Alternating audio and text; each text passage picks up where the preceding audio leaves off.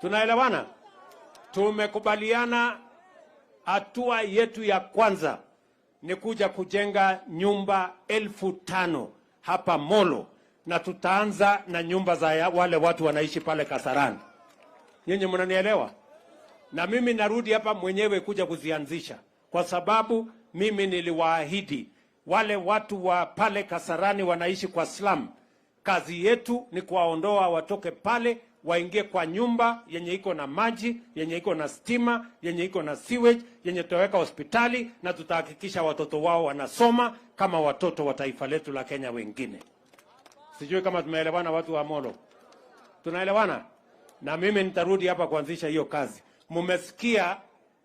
Mumesikia kwamba tumepitisha si huyu Muungwana, na mimi nawashukuru sana.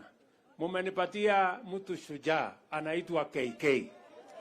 Huyu kijana, tunaelewana?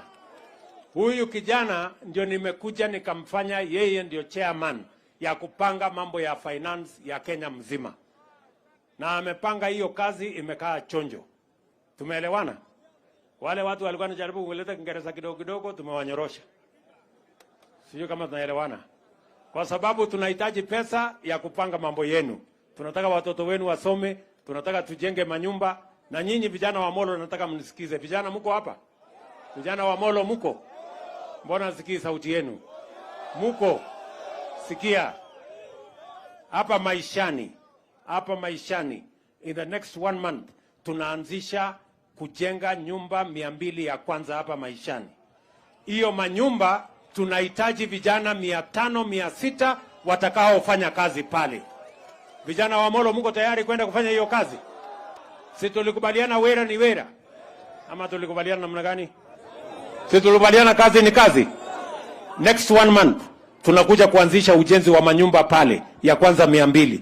Nikirudi hapa maishani, nikirudi hapa tunakuja kuanzisha ya hapa Molo town ambaye tunajenga nyumba 5,000, na tunahitaji vijana 15,000 watakaotusaidia kufanya hiyo kazi. Vijana wa Molo mko tayari? Nauliza vijana wa Molo mko tayari? Mko tayari? Ama mnasema tulete vijana kutoka mahali ingine? Si nyinyi mko hapa? Na nyinyi ndio mpate mstari ya mbele? Ama namna gani? Vijana wa Molo wala wanasema tuko tayari, nione kama mko tayari kabisa. So nikirudi hapa mjipange. Sijui kama tunaelewana. Na ndio sababu mkisikia tunasema tunataka kujenga manyumba Kenya, ni kwa sababu tunataka kupanga ajira ya vijana wetu wa Kenya. Na ni kwa sababu tuliwaambia ya kwamba tunataka tupange ajira ya vijana wetu, ndio vijana wetu wapate nafasi ya kuchangia katika kuendesha maisha yao na kujenga taifa letu la Kenya. Vile vile nyinyi mnaelewa tulikuwa na mradi mkubwa ya maji. Hakuna maji ya kutosha hapa kwenu. Tulikuwa na mradi kubwa pale Itare, lakini iliingiliwa na siasa duni ya pesa 8 ya handshake ikaharibu hiyo mambo yote. Mimi nataka niwatangazie, simulisikia nilikutana na rais wa Italy.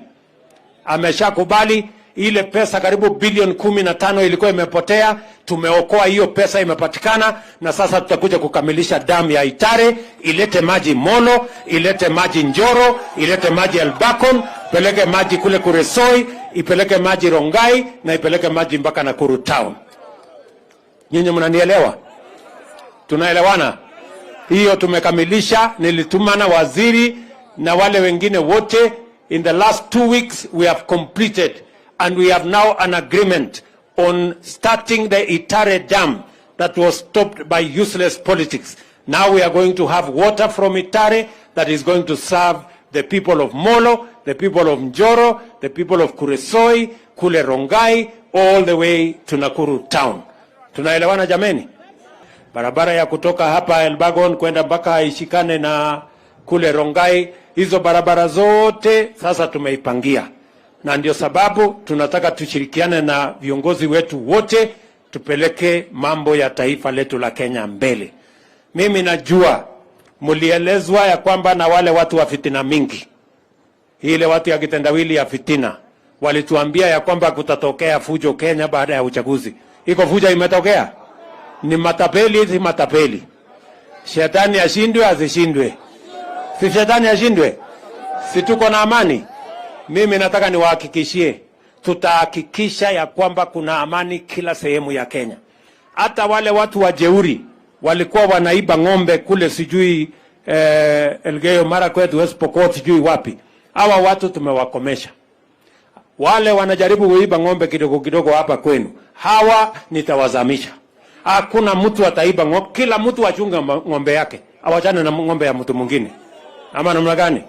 Wewe unaenda kuchunga ng'ombe ambayo si yako, kwani wewe unafikiri wewe ni nani? Sijui kama tunaelewana. Si kila mtu achunge ng'ombe yake? Ama mnasemaje? Unajua kuna watu wengine wako na ujeuri, wanataka kuchunga ng'ombe ya watu wengine. How is that going to happen? So mimi nawahakikishia kila maneno mnataka tutapanga. Tumepanga kujenga County Aggregation and Industrial Park hapa Molo, hapa Egerton University. Mama wetu wa county, Mama Susan, governor wetu wa county ya Nakuru ametoa pesa 250 million ya kupanga hiyo County Aggregation and Industrial Park, na sisi tumetoa 250 million. Tutaendesha hiyo kazi na Kenya itaenda mbele. Tumekubaliana watu wa Molo.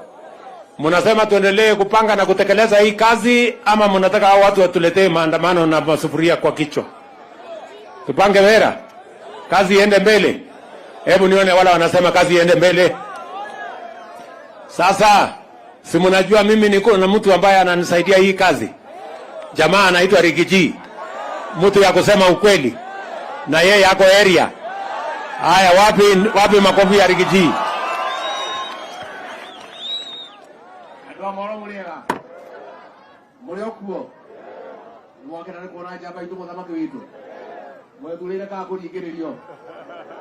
Utia gicokia ngathoma. Ni mwati ukire wega na jamba eno. Utiari handu hega kwa nyoro wama. Na ni ndari handu haceke muno. Kuma ngoro-ini yakwa thiini amukira ngatho ciako. Yeah? Kiama ni kiriku. Harambee. UDA. Harambee. Koguo kiu niko kiama gitu tuthie na mbere na gukuria na no tugwicoka guku nigetha twaranirie na jeshi na twarie maundu maitu. Asante sana Mheshimiwa Rais. Asante sana. Hapa tuko na governor wetu, Governor Susan Kehika, mpigeni makofi. Tuko na waziri wetu Bwana Njeru, waziri wa mambo ya ardhi na manyumba, mpigeni makofi. Tuko na mjumbe wa hapa Mungwana anaitwa KK ambaye ni chairman wetu wa budget, mpigeni makofi. Na tuko na wadosi, tuko na mwalimu, tuko na mheshimiwa mwalimu wa kutoka kule Kuresoi South, mpigeni makofi. Tuko na MCA wetu hapa Ngware, wapi nduru ya Ngware?